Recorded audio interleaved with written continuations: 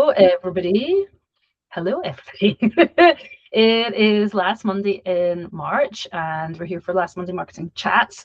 We wanted to talk to you about something that's close to Paige's heart right now and to mine, which is how to outsource your content and different parts of your business in a way where it still sounds and looks like you. Yeah, it's harder than you would think it would be. Mm-hmm. Why don't you tell us a little bit about what's going on in your business, which we talked a little bit about last month, but like, how is the details of getting somebody else to do things for you working? Yeah, so I ended up hiring 2 people. So I hired somebody to set up our new system, moving everything from Tave into Go High Level, which is lovely. He's incredible. He's so good at the tech side of things. And I also hired somebody to be my social media manager. So she's handling all of our reels and Facebook content and just kind of trying to keep me consistent, because as a solo business owner, it's like you get so bogged down in all the things you have to take care of. And there's some things that move the needle and some things that really don't. And as much as I would love to be able to do all the things myself, it's just not possible. And to be consistent with it, like I'll get ahead of myself. I'll get a whole month of content done and I'm all excited. And then that month runs out and then I don't post for 4 weeks, So the idea behind these people is the system is built better so that it supports me all the time, even if I'm on vacation with my kids and whatnot. But the things that I've discovered is just going to say that means consistency of posting. Yeah. What about the other kinds of consistency? Consistency with marketing efforts, consistency with posting, consistency across the board, across the business. But what I'm discovering with both of these people, and I knew this to be true because you and I have talked about it so many times, but I know how my business runs. I know how I want to talk to my potential clients, and not everybody else knows that. They can't get in my brain. They can't do it the exact same way that I'm going to do it. And I read something, I can't remember where I saw it now, but they said, like, can you make this person 80% as good as you? Because you're never going to have somebody that can do it 100% the way that you would, but is 80% good enough? And like, can you let that other 20% go? And I was like, okay, I can get on board with that mentality as long as I can get them. Like what 20% would be an okay 20% to let go? Right. Yeah. So I have discovered that my social media manager, is doing a very good job, but there's some vibe issues that I'm having with like the fonts that she's using are like not consistent across the board. And so I want to get that cleaned up. And then the language is not quite right yet. She definitely is leaning more towards adsy. Like she wants to sell. And I want to connect emotionally. And so there's that disconnect of the way that we're talking about the same thing. And like, how do I get her to understand that I don't want to be a pushy ad salesman? I don't want to preach to anyone, but I want to connect with them emotionally and make them feel like, yes, they do want baby photos, and without being over the top, itty bitty tiny toes, little one gooey, so there's intricacies there that are sometimes difficult to overcome. And then same thing with my Go High Level guy. He's building me an AI bot, which is lovely, but it's supposed to take the place of me. So when it responds to someone and someone says, I'm looking for a newborn shoot, it should give them one response, but it's giving them different things right now. So we're having to hone in on how do we give this advice so it sounds like Paige is responding to them and not some random thing like anybody's business, because the way that I run my business is different than another newborn photographer. So today I was testing it out and it said, how old is your baby? And I gave it a fake response. And I said, my baby was born 2 days ago. And it said, 2 days old is a wonderful time to take newborn photos. And I was like, no, it's not. No, it's not. That's not my advice. So there's little things like that it's just not quite there yet. And that's not necessarily on him. It's on the system and making sure that the system truly understands. And that's AI in general of how do you teach AI what it needs to know so that it can become you? Right. And at the end of the day, you cannot really teach AI human emotions because it is not a human and it does not experience emotion. And so I think sometimes we over expect from AI because of the way it's been designed to feel like a person. And that's even what's happening in your business, right? Like the chatbot is supposed to feel like you. But that's where if it gets the language a little wrong or the colors or however it does it, it can feel worse sometimes even than just content that looks a little wrong, because someone thinks they're interacting with you, or even if they know it's an AI bot, unfortunately, we put ourselves in a zone where we feel like we're reacting to a person. And one of the things I want to mention about this that I think people don't always realize why this consistency is so important in business is that you have this whole thing that, like in marketing, we call a funnel, but all the funnel is really all the different times someone interacts with your business, from the first time they see a piece of content that you put out, to if they DM you on Instagram, to when you have a phone call, to when they come in to have photos taken with you or you go to their house, to when you're ordering and you're paying invoices. Like all of those steps are them interacting with the business.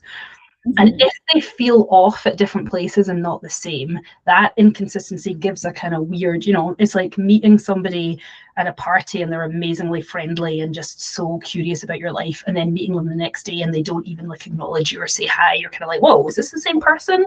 Who are we dealing with here? And so that's why we want that consistency, especially if it feels like they're interacting with a real person, but you are just having either somebody else represent you or an AI represent you. We need that consistency, because otherwise they will be unsure about booking a call with you, or it feels really odd to meet you in person or speak to you on a discovery call if your AI bot has sounded completely different to the way Paige talks.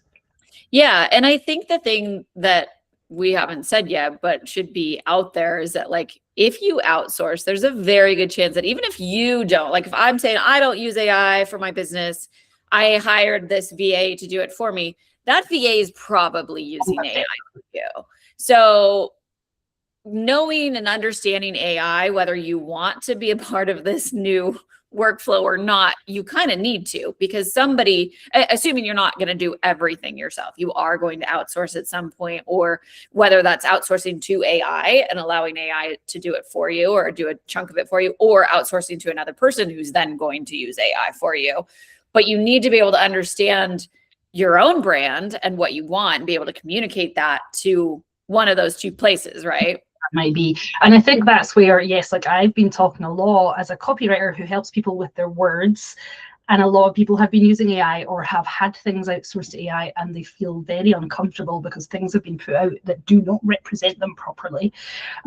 We talk a lot now about your brand's reputation, and that part of our job, it's our ownership as the business to fully explain how we want our brand represented to whoever that might be that's doing the content or the visuals or whatever it is.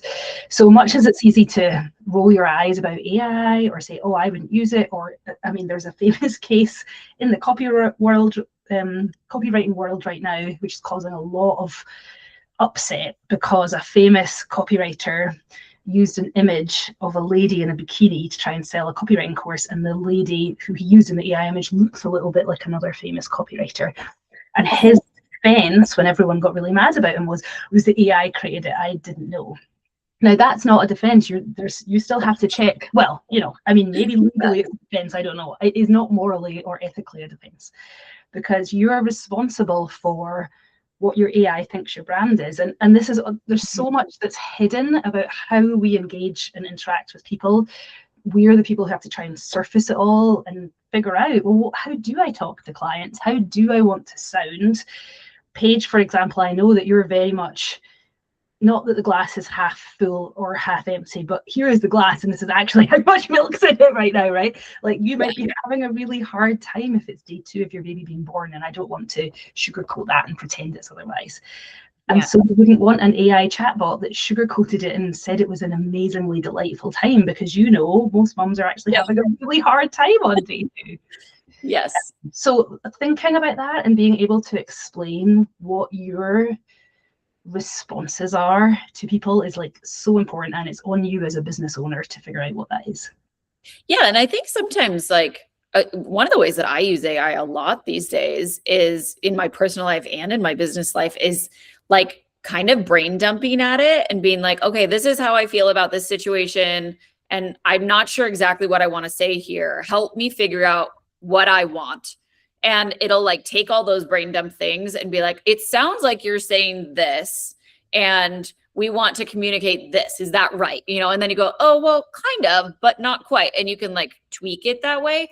And I found that that really helps me when I'm trying to, like right now, I'm doing it for my social media manager because she just did this whole week of posts for me. And I was watching the reels and I was like, what is it that I don't like? Because when you look at it, you're like, okay, I can see how it fits with Glean & Co. It is Glean & Co.'s work. It is Paige in the behind the scenes footage, and the words are pretty close to what I would use, but there's something about it that doesn't feel right. And what is it? And so I'm trying to just like brain dump at Claude to be like, these are all the things. Tell me how to describe that to my social media manager so that she understands what it is that I'm trying to tell her is wrong. Because sometimes I don't really know how to articulate that.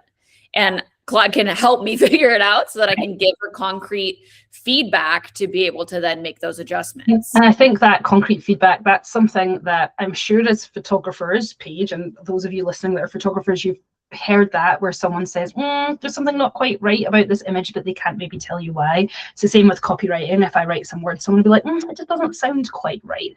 Like that's the worst and least helpful feedback you can get, because what you really need is, it doesn't sound quite right, this would sound better instead. And that you need to be able to articulate what that is to whatever you have outsourced your content to as well. I was at a presentation at Hack Fort, which was part of the festival that we had in Boise this week, and a creative was giving a really great advice on how to give good feedback, and it went something like, I love, I wish, I wonder. So it's like, I love that it does this, I wish that it was more something. So she said, by saying I wish, it helps you to articulate what it is that maybe you once said. Like, I love these images you've picked. I think you've got really good, the right types of babies in them. I wish the colors were a little lighter, or I wish it went more with the pink of my brand and not the red of my brand, or whatever. So you start to be able to articulate like concretely. And then like, I wonder if you had used the red, would it work better? Or if you had used more girl babies than boy babies, it would look better, or whatever. And you start to give examples of how you might fix it without being prescriptive that they have to do it the way you said, because then they come back with all girl babies and you're like, well, that's not right either. That's really what I meant when I said that. So yes, I've heard that that's a great framework for giving feedback, but I think I think that I wish is the one that I'm really enjoying thinking about. I wish it could be something, because I think it allows you to go to the sort of vibe without like too much specifics, but also might help you get to what is it I would, in an ideal world, this would look like X and not Y, or sound like A and not B. Yeah. And I realize that not everyone has the hangups that I do, but I always struggle with giving people feedback because I don't want them to feel like they did a bad job or get discouraged. So I'm always like, how do I word this in a way that's not like, this sucks, don't do it like that, because that's not helpful and it just makes people feel bad. But I like that. Like, I like this. I wish for that, like I love, I wish, I hope. I like that kind of is like almost like compliment sandwich sort of style of how do we fix this in a way that makes someone feel good and want to keep working to get it right. I also think, like, I'm at these early stages. Both these people have only worked for me for a couple weeks now. And so we're still very much learning each other. And I don't, like I said, like the 80-20 thing, like there's parts of me that wants to go, it's fine, Paige, why are you worried about this? But I also am like, but this is the important part right here where we're in the beginning stages, so that she understands what the important pieces are for me without being like, here's an exact script. Here's the footage exactly that I want you to use. I'm going to basically do it for you and you're going to put it together. I don't want to do that. I want to hire someone. If you end up doing the work, it's not helped. You need her to learn about your style. And I think that's why giving feedback on the 20%, especially at the beginning, is really important, because the only way she's less likely to make that mistake in the future is if you have explained that it was a mistake in the first place. Like, if you don't tell her there was a mistake, how will she know to fix it? This is again about surfacing and like articulating I would say your brand style. What are your, but like the nuances of your brand style, not just here's my 3 colors, here's my 3 fonts, here's the 3 adjectives I want my tone to be in, but like really into the detail of that actually doesn't quite work because I would like it like this. And that way you're actually like empowering her to get a bit closer to what you're looking for the next time. Yeah. And I think what's really important about this that I think people forget when they outsource to AI, even though we all know this, you have to check the work. You have to check the work personally. It doesn't matter if someone else or AI created it for you. It's on you. Comes back to the copywriter and the bikini image. It's your brand and it's your brand's reputation that's out in the world. So the defense of, well, I didn't realize my VA created it or my AI created it, like nobody else cares who got it wrong, but they care if it was wrong. So it's very much your responsibility to do that check at the end. Yeah, and I think too, like one of the things that my AI bot on my website keeps getting wrong is pricing, and I'm like, that's huge. This is big time, right? Because this is really important. Because if you come to my website and you ask for a newborn shoot, and it's like, oh yeah, great, you get all this stuff for $100, and then they come to me and they're like, well, but the AI bot on your website said that, like, I could just be like, well, sorry, that's wrong, but also like, I feel like I need to have I need to follow up on what my website said. So whether my social media manager puts out this reel that's like, get your newborn shoot for $50 today, or, obviously like that's not going to work well for me. But if I didn't check it and it's out there, like, you might have to follow through on some of it, and you may, and just like the legal and ethical side of it, you might not legally have to follow through. You could probably get your way out of that by just saying, oops, you got it wrong. But after a while, your brand reputation is at stake. If everybody says, because it might feel to them like a scam, they might say, she said it was really cheap on her, so in her socials or on her website, so that I got the phone call and then she tried to tell me it costs more. And that's just a reputation that you do not want to have as a brand. Or they're just so confused because they're getting mixed messages from multiple sources. Your Instagram says one thing, your website says another, and your AI bot, and like you said something different on the phone. Now they're like, wait, what? Like, I don't even just walk away and go to somebody else that they get more. Yeah, definitely. And I think that's especially important for photographers like me that are more like, we don't necessarily give all of our pricing immediately. Like, we have a starting price, but it is very like hands-on. We're creating wall art, we're creating albums. And so it's not like, here's the 6 things that you can buy from us. This is what it's going to cost. Or like, here's the one thing that you buy from us. This is what it's going to cost. Or an all-inclusive package that just is one fee. And that's what it is. So like, when you do have a more complicated thing that you're selling, the more you confuse them, the more they're unwilling to work with you and want to just work with somebody that is going to be all inclusive, which just makes it that much more important that you can clearly articulate what it is that you do and who you do it for and why you do it and what it costs. And I think that's why when I think about the different conversations we've had over the years about your business, the one consistent conversation that we've had of how to word is pricing, how to explain the value of what you do and what the pricing is. And it's so it's not complicated.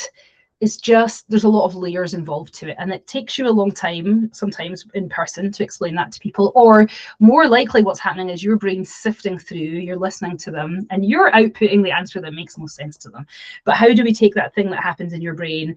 Well, and you know this because when sometimes you've had sales consultants help you and they've not been very good at explaining it the way you do, and giving like the value that they're going to get and things like that. And it sounds like the AI also has not yet, we've not been able to translate what goes on in Paige's brain out into some kind of external thing. So yeah, it's not quite getting the if-then logic of Paige. Like, if they say this to you, tell them they want this. Which just goes to show how much work's happening in there that you're not even thinking about. Yeah. Well, I mean, but it's also like really little things. Like, one of the things that I noticed this morning on the reel cards she gave me was the call to action at the end was, if you have any questions, consider messaging me or something like that. And I was like, well, one, I use we. Like, I speak about Glean & Co. as a we and as an us. And so I wouldn't say message me because I don't want you to message Paige. I want you to message Glean & Co. Yeah. And so I would have said, message us at, and I also wouldn't have been wishy-washy with the if you want sort of feeling. It would And just that's like that one little line. Yeah, message. Right.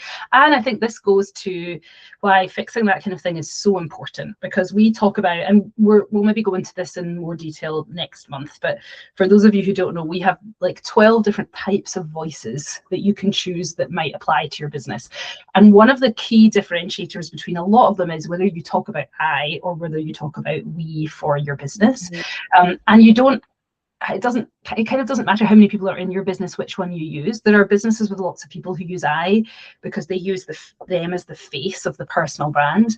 And then there's businesses with just one person who use we. So they're not necessarily, yeah, and you do have other people that help you, but they're not always tied to, oh, well, I'm one person, so I must be an I and me kind of conversation. Yeah. But I would say that's a super crucial part of your brand voice and the way you talk about what you do.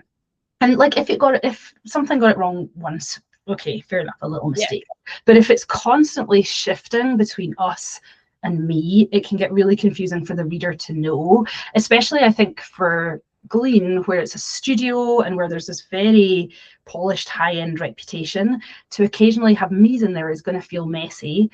And like the way you respond, is it still ManyChat that you use? But you have like no, it's all through Go High Level now. High level, but it's like it's not you personally responding in the way it might be if someone says message me and then actually it's them just replying in their Instagram or whatever. So right. I think that you can tell that it's more of an auto response you've got, and that makes sense when the business uses a word like contact us. So that's the kind of little detail that you may never have thought about for your business, or you've gradually shifted into one or the other over time, but you've not really like made it clear which one you want to use. And until you ask someone else to write for you, you don't always think about that, but it's a really important part of how you represent your brand. I think that's one of the things that I learned when like first starting to talk to you about this, because it was not something that I ever thought about before we really dug into like, okay, what does your brand actually sound like? Let's make your brand voice guide, and how do we talk to people, and what is Glean & Co.'s voice? And I would not have recognized that without doing the work that you and I have done and building these templates and all these things, because I just wouldn't have picked out like, oh, obviously like that one says me and this one says we or I or us.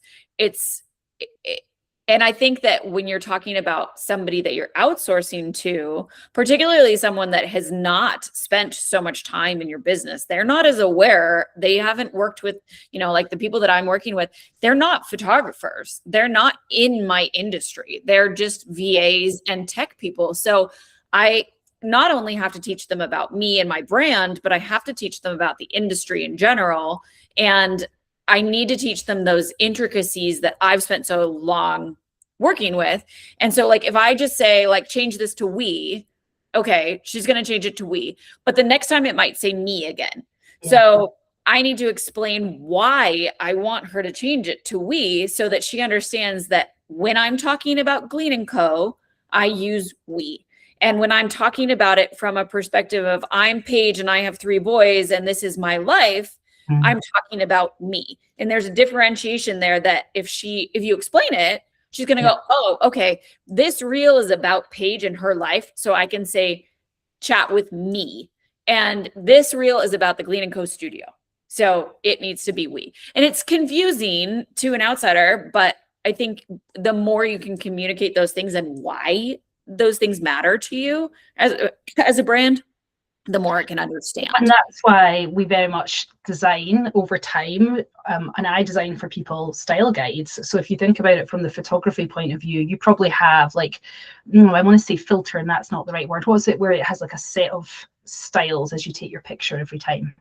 Like presets. So a style guide for your voice is sort of like presets. It's like, always start with we in this situation or I in this situation. Always use a certain way to talk about your audience. Are you very formal in how you say things? Or are you like, hey besties, here's what's happening? Like all that is a little bit like presets that go in before your content should be written. And I would say that so frustratingly, I would like to think that a human sometimes gets that a little wrong and they forget the style guide, and an AI wouldn't. But AI gets this wrong off the style guide just as much, if not more, than human. So even if you've told it, we as our brand language, it will still sometimes come out with message me. And that's why that human check at the end is so, so important. It loves to use little one. I hate the term little one, and it always sneaks it in there. And I'm like, stop it. I've given you this instruction so many times. Don't use little one. We're not going to go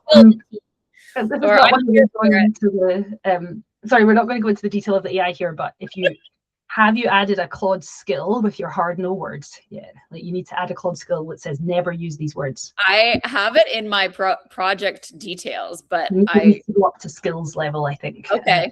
Might have more luck trying it up there. Okay, I'm gonna write that down. Skills level.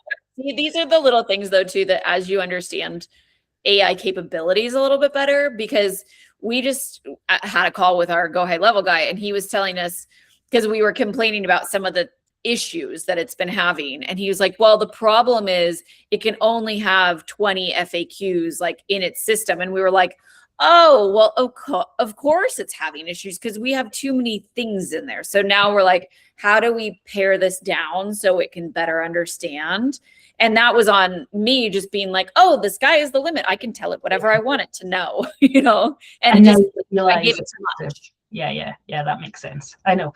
Well, and that's the thing, is that once you start thinking about your business, there is a lot behind there that you especially if you're just a solo photographer and you've built your business for a few years, but it's really just you, if you're starting to outsource now, either to a human or to AI, there is so much in your brain and it's not all in the right order for somebody new to take on.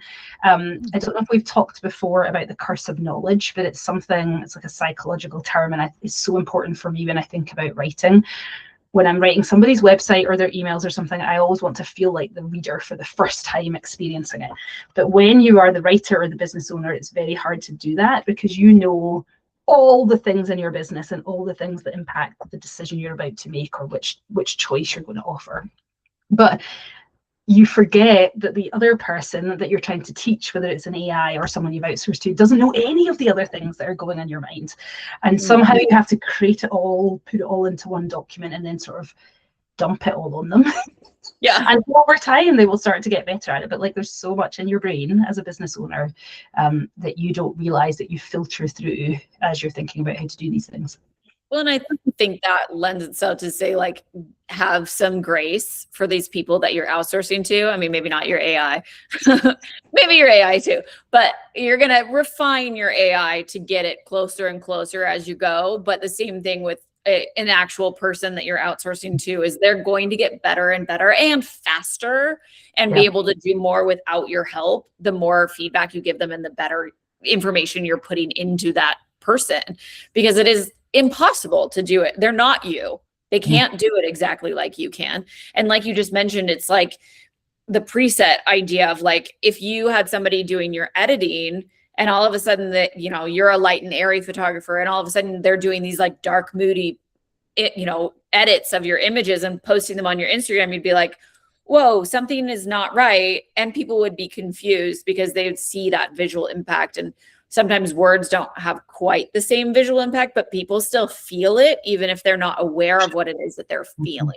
And the audience can't maybe describe what it is in the same language as a photographer you could about why the images look wrong, but it's going to feel weird to them. And it's the same with words. Maybe even you as a photographer don't have the words to explain why the language is off.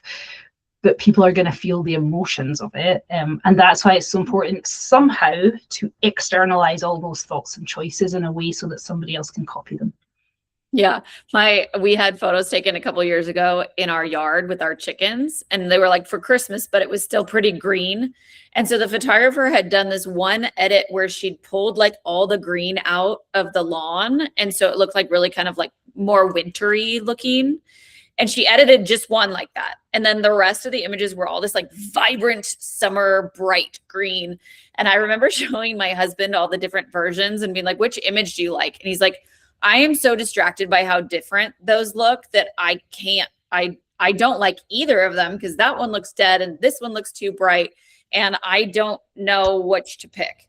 And I remember feeling like, oh, this is the problem because he can't articulate like what it is that he doesn't like necessarily.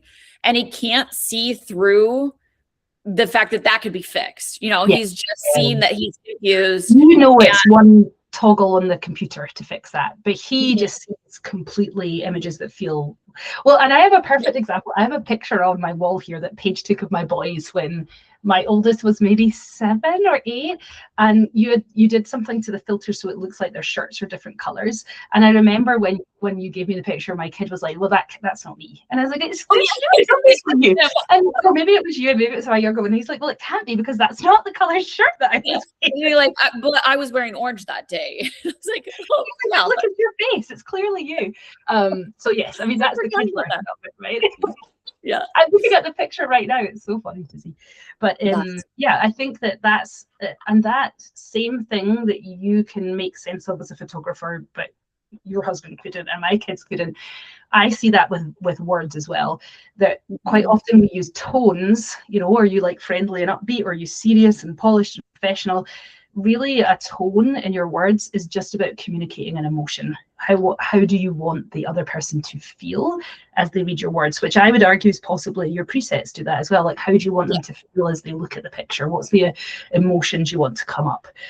And if you're not used to describing words that way, you don't realize that it can be quite easy to change the tone. And the facts of what the words are saying are separate to the tone of how you make them feel as they read it. And I can extract those two things and say, okay, well, here's factually what we're trying to put across here. But now let's add the emotional layer of how we want someone to feel as they read it, which working with newborns, for example, is like hugely important. How do you want someone to feel as they're deciding who might be taking pictures of their newborn? So when you use little one, it really distracts and takes away from the kind of tone that you're trying to say. Yeah, well, and some newborn photographers are going to use little one all day long. Like that's like their go-to phrase. And that's like, I'm not hating on you guys.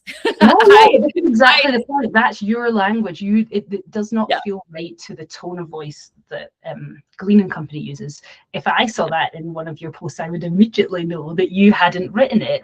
And I would know that because I know that about you. Somebody else who's read a lot of your work wouldn't spot it's because of the words little one, but they might say something like, gosh, that felt very cheesy or a bit saccharine, or like there's something about that was over the top about what Paige posted there, and it'll just feel a little icky, but they might not be able to articulate why. Yeah, I definitely think that people can recognize that stuff without being able to like explain it. And it's visual, it's emotional, it's all the things that kind of come together to make your brand what it is. And you need to, maybe the moral of this is that you need to deep dive into who you are, who your brand is, and like, how do you convey that to someone? Like, what is it that makes it? And like, I had a business coach one time who we were just getting started with AI at that point, and she said, you should give it your heart speech. And I was like, what does that mean? She's like, I want you to just create a voice memo and just talk about babies and how you want people to feel when they walk in the door, and just explain it to me in this voice memo. And then I want you to upload that to Claude and tell it to reference that as a way to talk to your clients. And I was like, oh, okay, that makes sense. And there was a lot of stuff in there that I kind of was rambly and I didn't know what I was talking about. But because it can recognize those words that you're using and the way that you're phrasing things and like the tone and everything, it goes, oh, okay, she's this. Because like when you say like, okay, yeah, you're friendly and professional, I might go like, well, what does that mean? Like, I don't know how to many ways that you can do those things. Yeah, it means like those words are really hard, because like if you gave me a list of adjectives to describe my brand, I could maybe pick a couple, but I don't know if it would necessarily, like, I picked 5, now tell AI to write something in that tone, it's still not going to come back as me. So, and a lot of the base levels of what is your voice that different AI models ask is really that, like, pick 3 adjectives to describe who you are. I think the other thing is, I think we've all read copy or content where we know we can tell AI wrote it, and we talk about now like AI slop.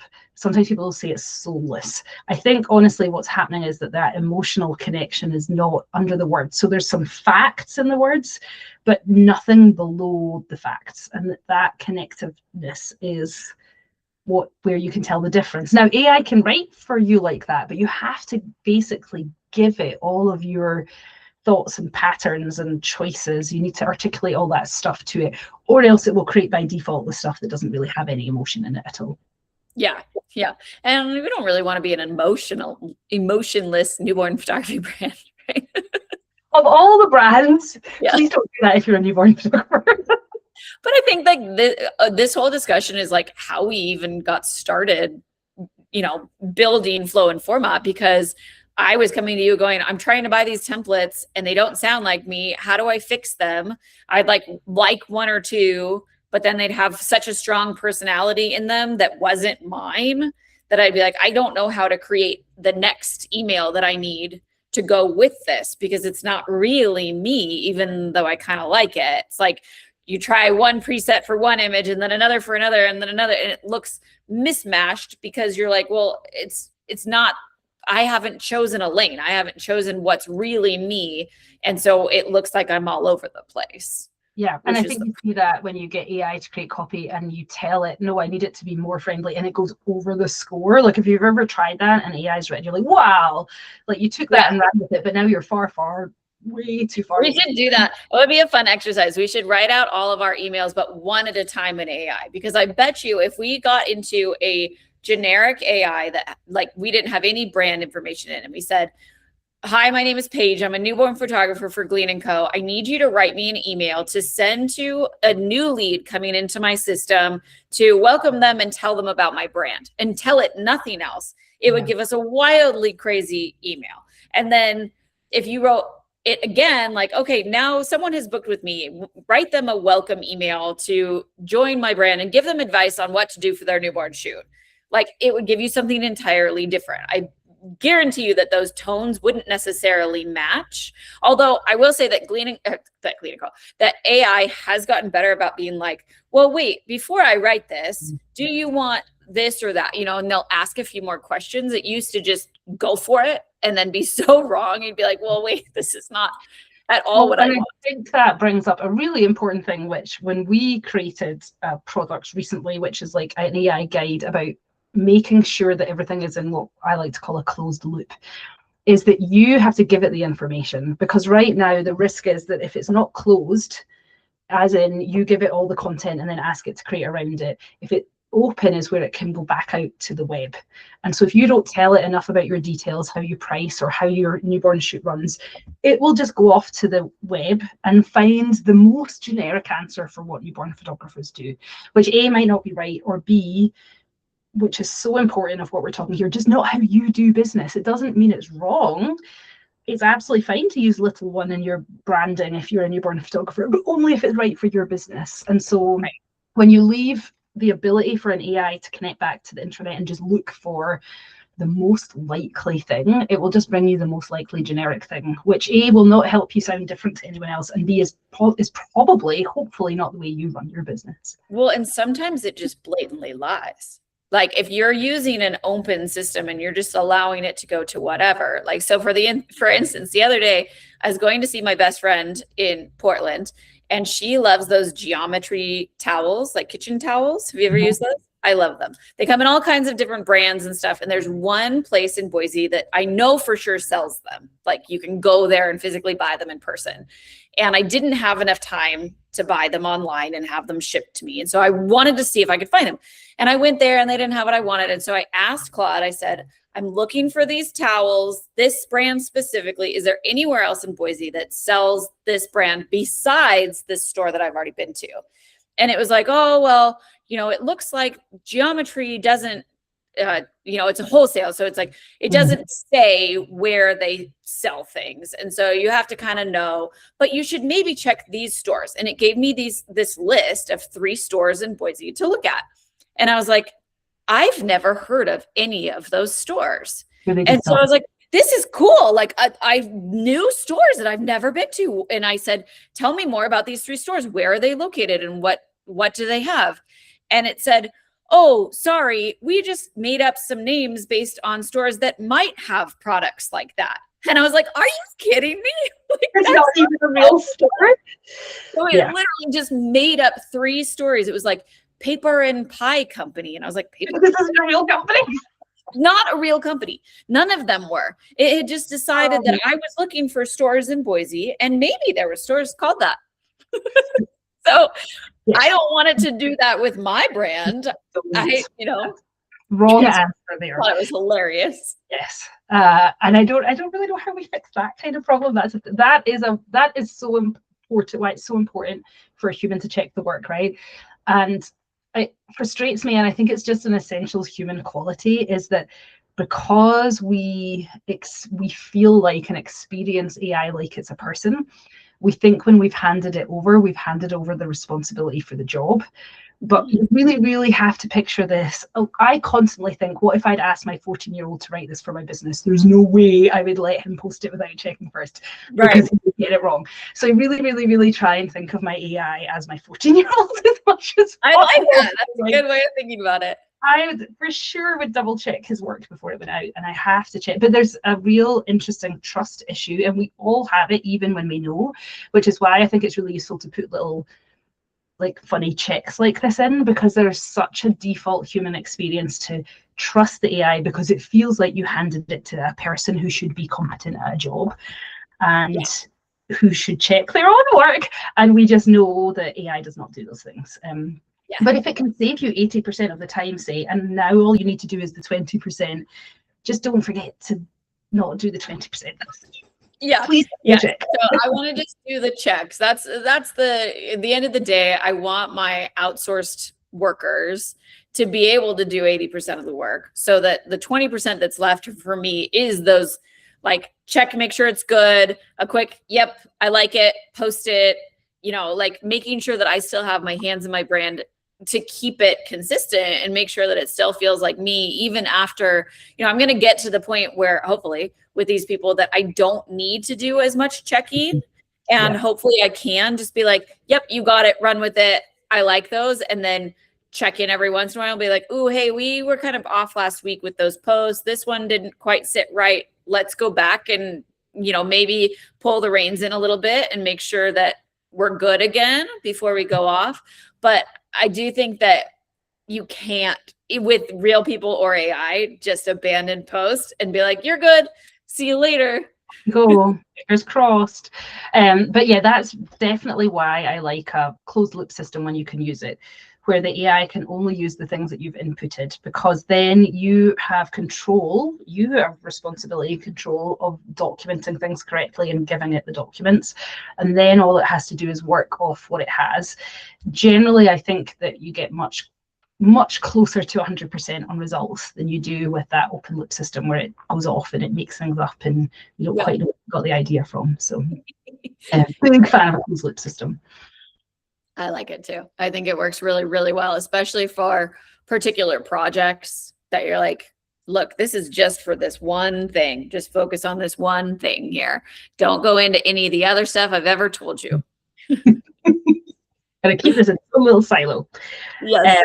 I love it. Well, so I think what might be useful, and we would love to hear from you to let us know, is that it might be worth us going over next month what the different types of voices you can have are generally.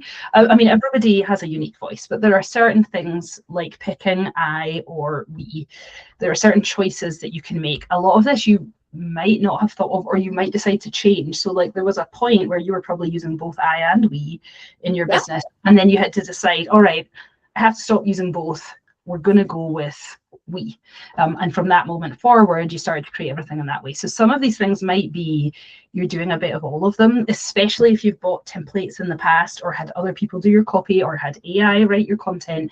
You probably got a big mismatch of all the voices in there. And so part of this going through it to help you figure out what you want your voice to be. And from that voice, you can then outsource more clearly, saying, this is how I want my voice to sound. Yeah, and create those documents and things for those people or those machines that you're trying to instruct. Because that's ultimately what we're trying to do here, right? Is create those brand guidelines so that they can maintain your brand's reputation and your brand's voice and tone and all that stuff. Yeah, definitely. And if you want to know more about using a closed loop system, we will have a guide to that coming very shortly, coming in the next week or so, I imagine, which we will add a link to once it's up. All right. Well, Excellent. it's good chatting, and I'll see you all next month. Excellent. Sounds good. All right. Take care. That's not stopping the recording. Is it?